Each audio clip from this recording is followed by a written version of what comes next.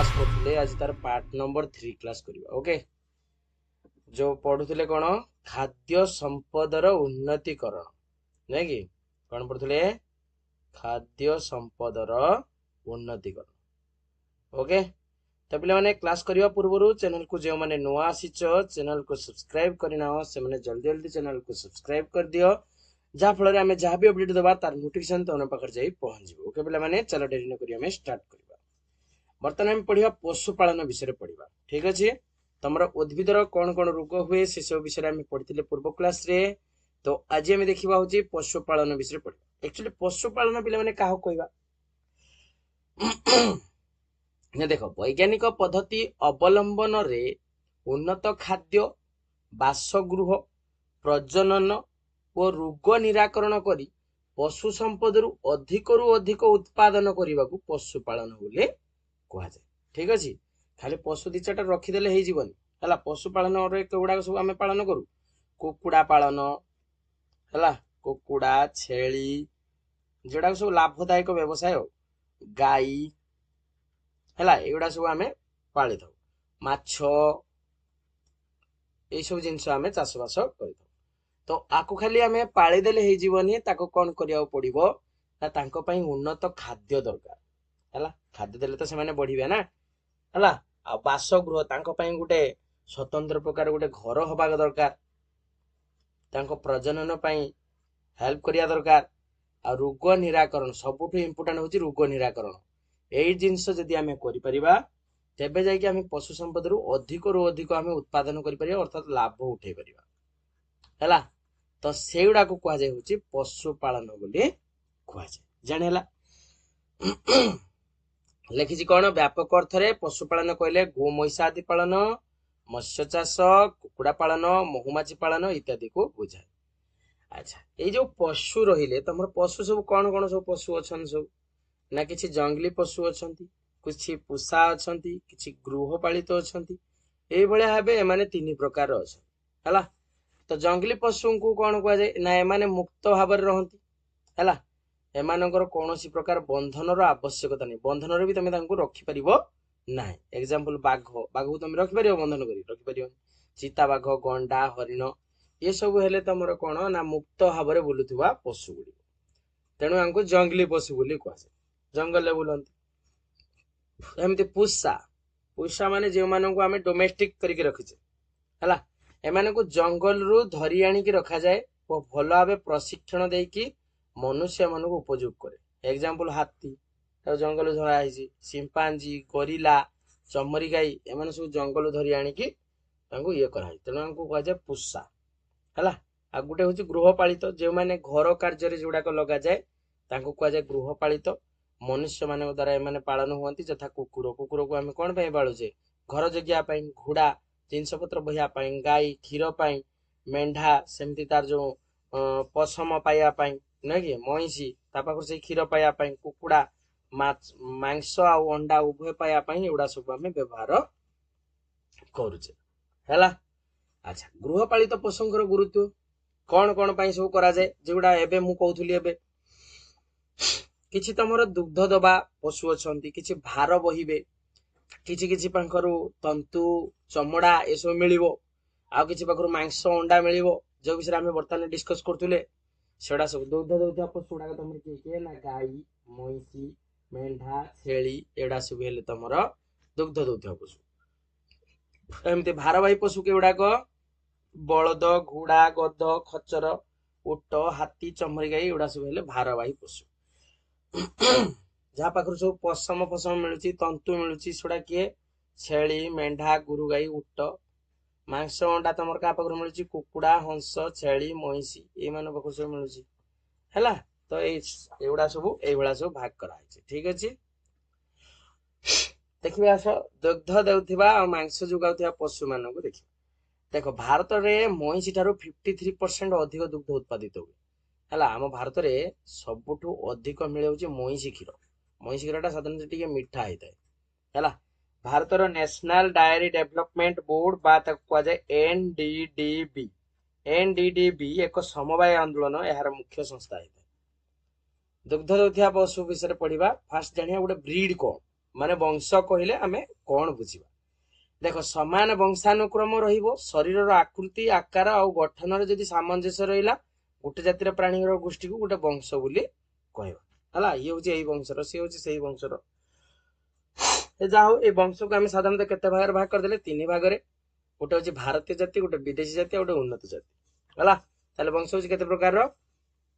तीन प्रकार गोटे भारतीय जाति आ गोटे विदेशी जाति आ गोटे होची उन्नत जाति ठीक अछि तो भारतीय जाति गुड़ाक तुम गिर साहिवाल नालिया सिंधी थरारकर कनक्रेज एगुड़ा सब होचंती अधिक दुग्ध देथिबा गाय गुरु है विदेशी जाति के गुड़ा सब हिलस्टेन फ्रिएसियन जर्सी स्विस एगुड़ा सब हेले एगुड़ा उन्नत एमान को विदेश रु आमदानी करा जाय और भारत रे पालन करा जाय हला पाखापाखि एमाने 25 रु 30 लिटर क्षीर सब एमाने देइता उन्नत जाति दुईटी ईप्सित ब्रीड रो संगम करैकी गोटे निश्चित ब्रीड प्रस्तुत करा जाय हला ताको कहा जाय होची उन्नत जाति सहियल और फ्री एशियन वर्गर संगम करैकी फ्री ए वाल मान देखो आर फ्री ए तार वाल आर फास्ट रु दी अक्षर तार लास्ट रु दी अक्षर नै कि जो ब्रीड ता तयारी हला ताको फ्री ए वाल करन स्विस नामक एक उन्नत किस्म सृष्टि करी प्रचुर दुग्ध उत्पादन करा जाऊ अछि तापरे देखो आंको पई बासस्थान दरकार खाली तो पालन करदेने हबनी तांको पई घर उडे दरकार स्वतंत्र तेणु आंकर जो गुहाल उडे करिवो तो गुहालर छातटा कंक्रीट रो रहिबा दरकार किंबा आजबेस्ट हेले टिके भलो हो गुहाल भितरे उत्तम वायु जेमति चलाचल व्यवस्था करथु जदि वायु जदि न जीवो एडा को वायुरुद्ध होई कि एडा टोटल मरि जिवे हैला तेणु आंको पई वायु चलाचलर व्यवस्था जेमति करिवो ठीक अछि आ नेक्स्ट गुहालर चट्टाण खदड़िया और सामान्य गोड़ाणिया हवा दरकार कहीं ना देखो खदड़िया खदड़िया रहिले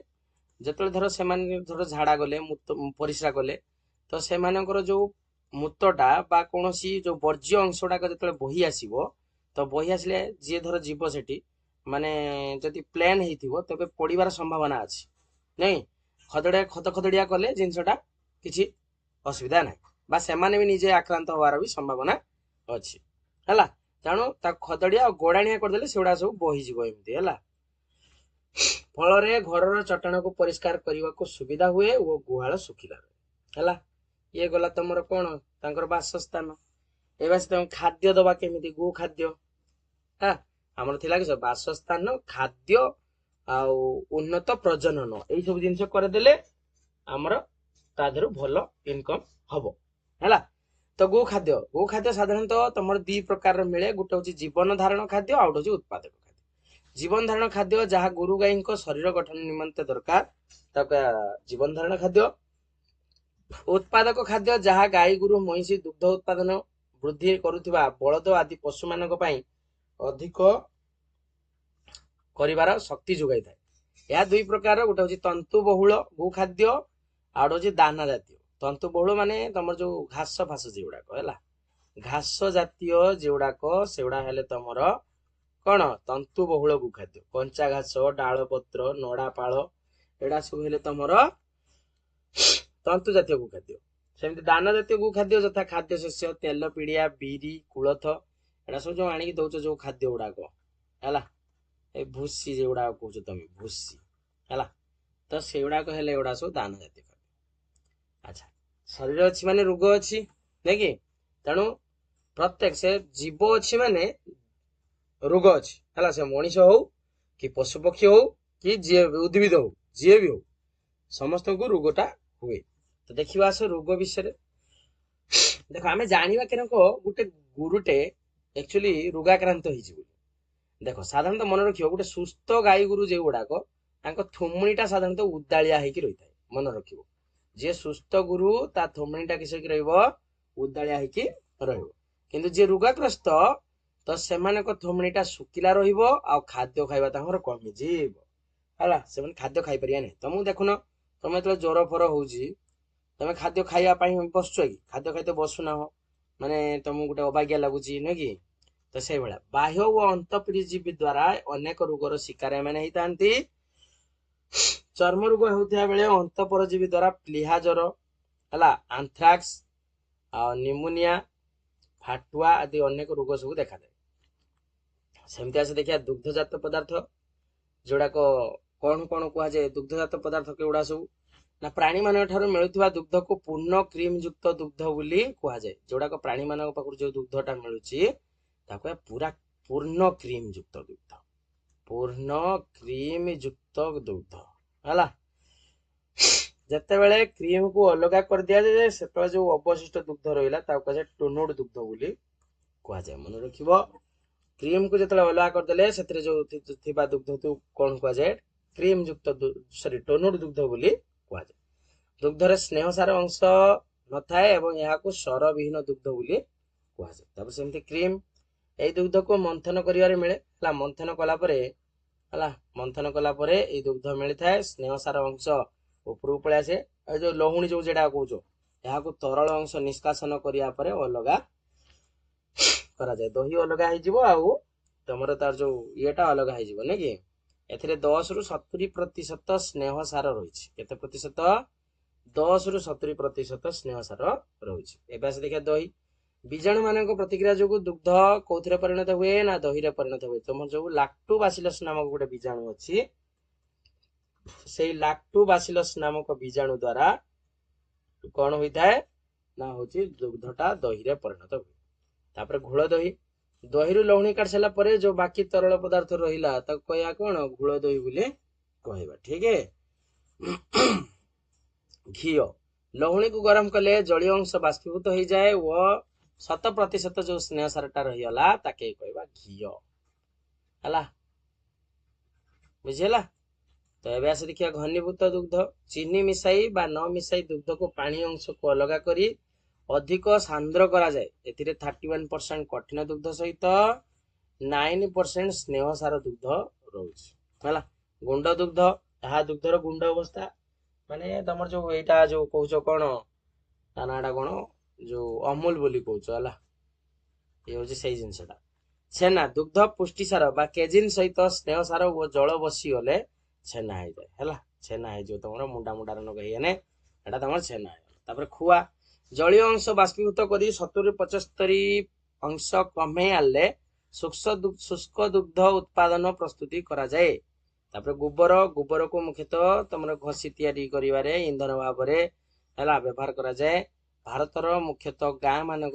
कार्य करा जाए है निज निज गाँव ना कह पे मैंने सब कमेंट सेक्शन जनाओ है कृषक माने मध्य गोबर को जैविक गैस भाव में व्यवहार करती और रही जाइथिबा अंश को खत करती जैविक गैस प्लांट सेमती कहि परिबो जेटा तुम गोबर गैस प्लांट मध्य कह एटा 2 मार्क क्वेश्चन पढ़ियो पिला माने टिके पढ़ी पकेबो जैविक गैस प्लांट होची एक कोठरी जोथिरे जीव मानकर वर्ज्य वस्तु गुडी को तथा गोबर महिषी गोबर गाई गोबर है वो केतेक अभाव बीजाणुकर एक वायुरुद्धि गैस कक्षे ढाली दे पशु मानकर मलरे विघटनर मिथेन तैयारी हुए कौन तैयारी हुए मिथेन CH4 यहाँ को रोषेई करिवार एक धुआं विहीन गैस रूप में उपयोग करा जाए यही गैस आलुक जलाइबारे मध्य व्यवहृत हुए कठिन बड़का जिनिस खत भाव में मध्य व्यवहृत हुए है सेमती मांस प्रदान करथिबा प्राणी मानक विषय से देखिबा